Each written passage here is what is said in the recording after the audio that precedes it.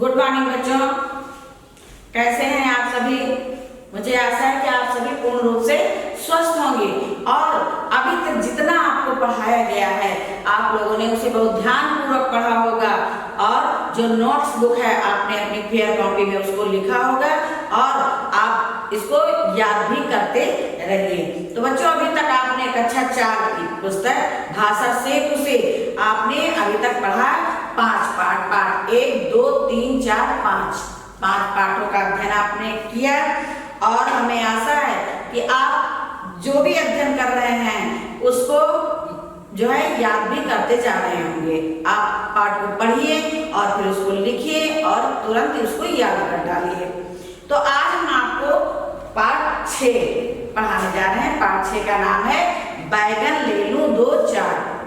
यानी एक व्यक्ति है, वो खेत से बैगन मांग रहा है और कह रहा है कि क्या मैं 2 4 बैगन ले सकता हूँ। तो बच्चों, इस पाठ के माध्यम से हमें ये बताया गया है कि चोरी करना बहुत बुरी बात है। चोरी हो कोई भी चीज की हो, चाहे छोटी हो और चाहे बड़ी हो, हमें कभी चोरी नहीं करनी चाहिए। इसका परिणाम अवश्य भुगतना पड़ता है। अगर आपने चोरी किया है तो कभी पहले तो आप सोचते हैं, जब चोरी करते हैं, कोई भी व्यक्ति है, कोई चोरी करता है, किसी प्रकार की चोरी करता है तो सोचता है कि हमें कोई देख नहीं रहा है।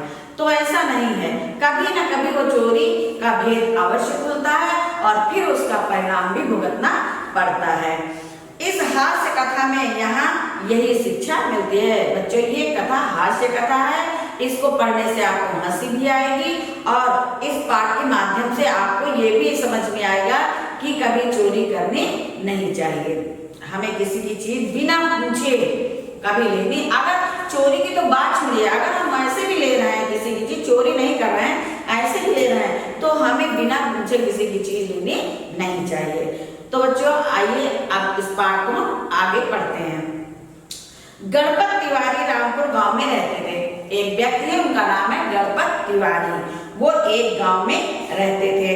गांव में सब्जी का बाजार तो लगता नहीं था। बच्चों, बहुत से गांव होते हैं जहाँ सब्जी का बाजार नहीं लगता है। सब्जी लेने लोगों को बहुत दूर दूर जाना पड़ता है। किसान जो भी सब्जी अपने खेतों में उगाते, लोग वहीं जाकर पैसा देते और सब्जी ले आते थे। लेकिन उस गांव में ऐसा था, जो किसान खेत में सब्जी उगाते थे तो जिनको सब्जी लेना रहता था वो खेत में जाते थे और सब्जी ले आते थे और पैसा दे आते थे।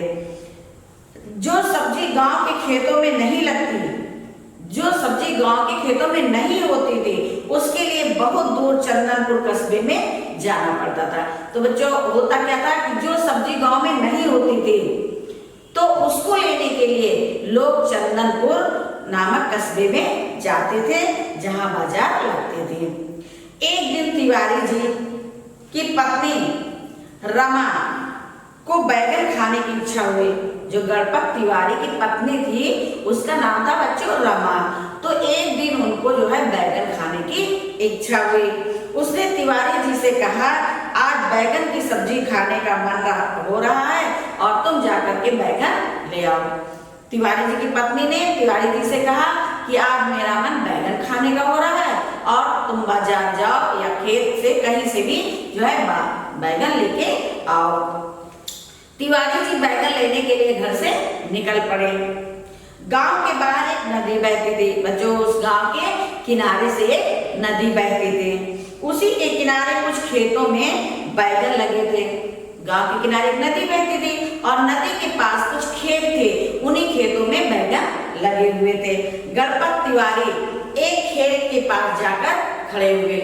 उनको बैगन लेना था बच्चों, तो जिस खेत में बैगन लगे हुए थे वो उसी खेत के पास जाकर के खड़े हो गए। लेकिन वहां खेत का स्वामी नहीं था। जो खेत का मालिक होता है वो उस खेत में नहीं था। तिवारी जी सोचने लगे बैगन किससे मांगे। अब तिवारी जी ने सोचा कि यहाँ खेत का मालिक तो है नहीं, तो हम बैगन किससे मांगे, और उन्हें बैगन की बहुत आवश्यकता थी। आखिर तिवारी जी ने सोचा कि खेत का मालिक नहीं है तो क्या हुआ, खेत तो है ना। तिवारी जी ने बच्चों सोचा कि खेत का मालिक नहीं है लेकिन खेत तो है, हम खेती से मांग लेते हैं।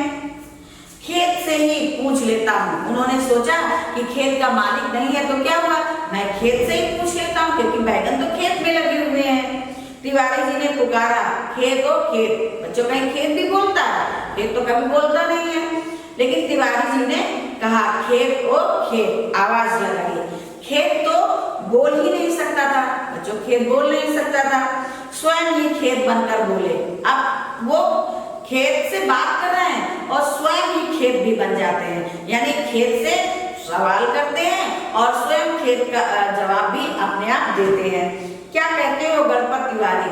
अब कहते हैं खेत ओ खेत। तो खेत तो बोल नहीं सकता था, तो अपना ही खेत बनकर बोलते हैं कि क्या हुआ गणपत तिवारी।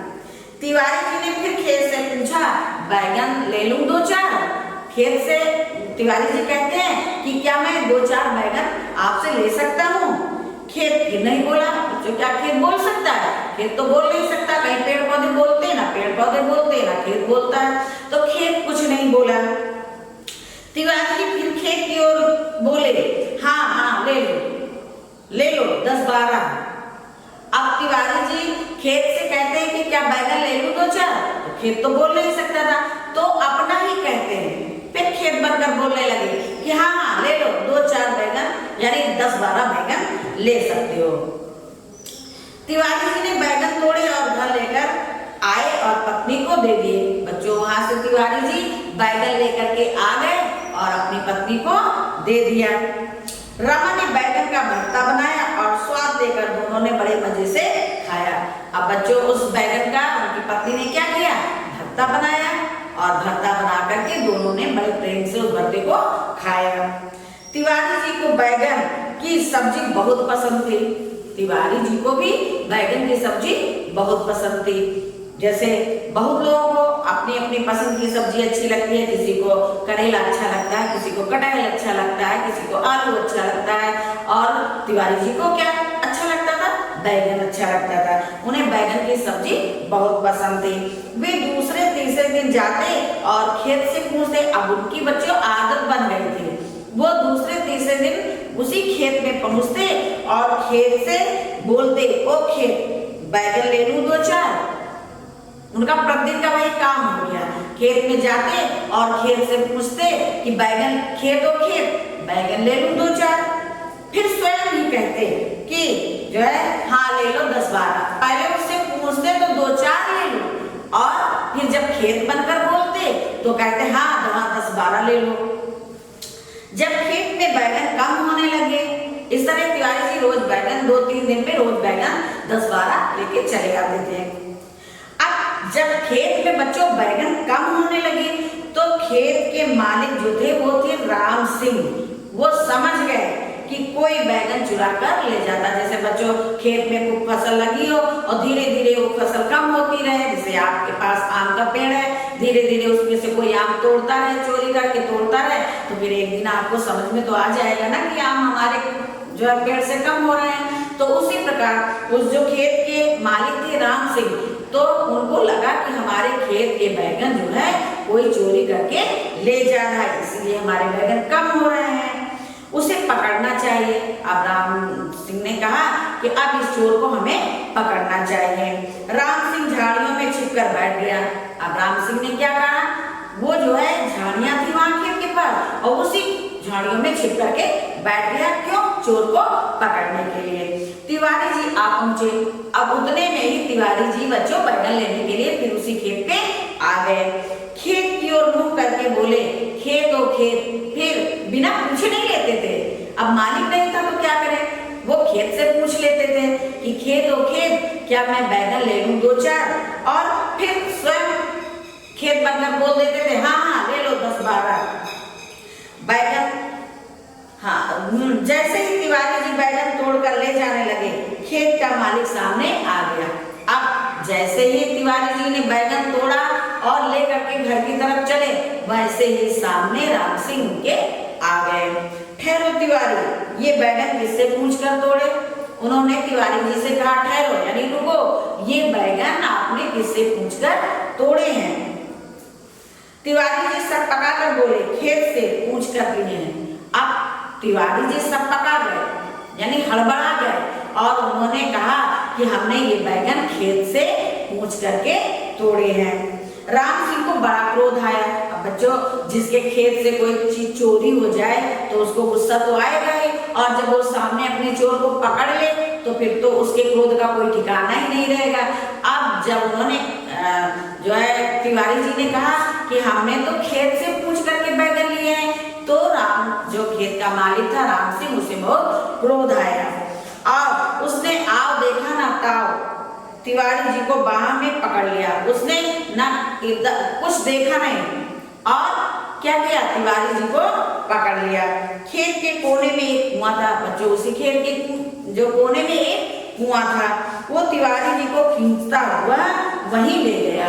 अब जब उसको क्रोध आ गया तो उसने क्या किया, चोर को पकड़ा। यानी चोर कौन थे, तिवारी जी।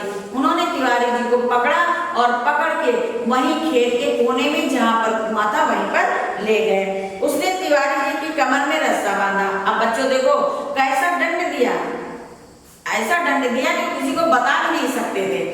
तो उन्होंने क्या किया, तिवारी जी की कमर में रस्सा बांध दिया और कुएं में उतारने लगे।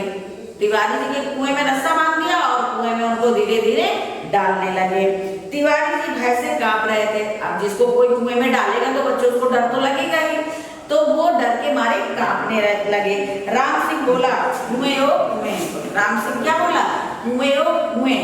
क्यों बोला, क्योंकि तिवारी जी यही कहते थे ना, खेत ओ खेत, क्या मैं बैगन ले लूं दो चार। तो वही नकल बच्चों खेत के मालिक राम सिंह ने भी कहा कुएं ओ कुएं।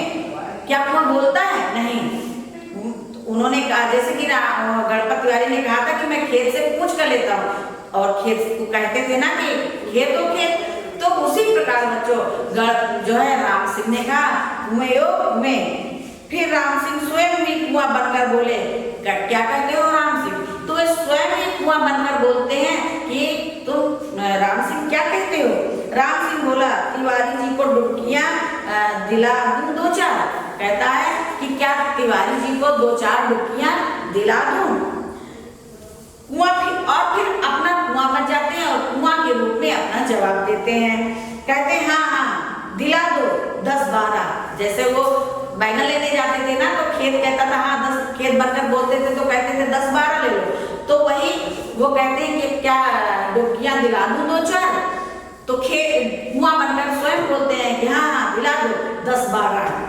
राम सिंह तिवारी को पानी में डुबकियां दिलाने लगा। अब राम सिंह ने क्या किया, वो तिवारी जी को पानी में डुबकियां पहले खींचता और फिर टब से उसी पानी में डाल देता। जैसे आप लोगों ने कुएं में पानी भरा होगा, पहले बाल्टी को डालते हो, पानी भर जाती है, तो फिर उसमें छोड़ दे, फिर डब से ऊपर आ जाती है बाल्टी। तो इसी तरह वो तिवारी जी को डुबकियां लगवाने लगे।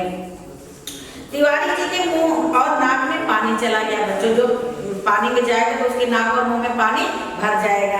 उनकी हालत जो है गंभीर हो गई, यानी उनकी हालत पतली हो गई। हालत पतली का मतलब कि उनकी हालत बिगड़ गई। वे गिड़गिड़ा कर बोले भैया मुझे छोड़ दो। अब वो गिड़गिड़ाने लगे, यानी क्षमा मांगने लगे और कहा भैया मुझे छोड़ दो, अब मैं कभी चोरी नहीं करूंगा। उन्होंने गिड़गिड़ा कर कहा कि अब मुझे छोड़ दो, मैं कभी चोरी नहीं करूंगा। राम सिंह को उन पर बच्चों दया आ गई, उसने तिवारी जी को छोड़ दिया।